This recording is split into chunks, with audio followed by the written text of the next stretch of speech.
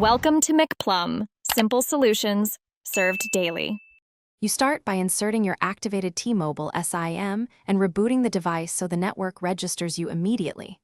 Once done, open mobile network settings and enable cellular data, choosing LTE or 5G depending on coverage. Make sure the APN reads fast. T-Mobile, COM for Internet and MMS. T-Mobile, COM for messaging. If it differs, edit it exactly.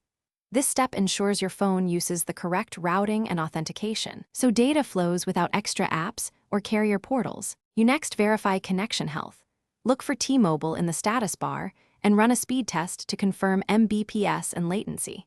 Then make sure features like Wi-Fi Assist or Smart Network Switch are disabled so you can force cellular data when Wi-Fi is unreliable.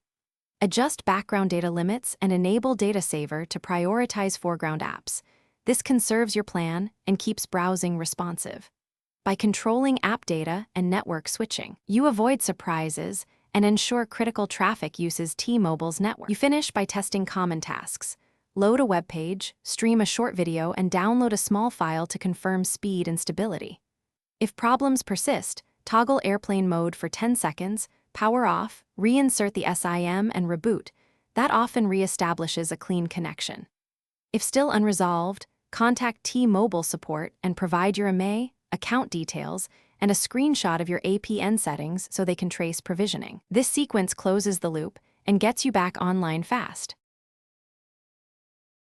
Thanks for watching. Stay juicy and subscribe.